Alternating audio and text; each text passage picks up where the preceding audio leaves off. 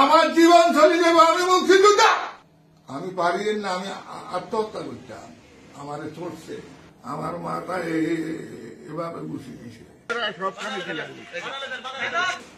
Stump 150 টাকার stump বলছে যে তুই আর মুক্তিযোদ্ধা নামে পরিচয় দিবি না, এই এলাকায় থাকবি না, এখানে তুই টিপ দে, আমার স্বাক্ষর দে।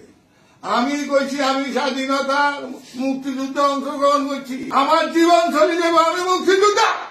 আমি পারি না, আমি আত্মহত্যা করতাম। আমারে চড়ছে শোয়াইয়া, আমারে বসাইছে, আমার মাথা এভাবে বসে দিছে। আমি এটার বিচার চাই। আর বলছে 5টার আগে যদি বাড়ি থেকে না যাস, 5টার আগে বাড়ি থেকে না গেলে তাইলে তোদের বাপ বেটার মাংস, হাড় মাংস খুঁজি পাওয়া যাবে না। তুই এখানে স্টামে টিপ দে আর স্বাক্ষর দে, আর আমার জীবন তোরা আমার জমা করে দে, আমি কিন্তু স্টামে স্বাক্ষর দেবো না, এলাকা আমি ছাড়বো না। প্রতি 5টার আগে দায়িত্ব দিব। বাবা, আমি ইজ্জতের ভয় আমি 5টার আগে চলে এসেছি। এখন যদি আপনারা বলেন উপদেষ্টা মন্ডলীর কাছে আমার দাবি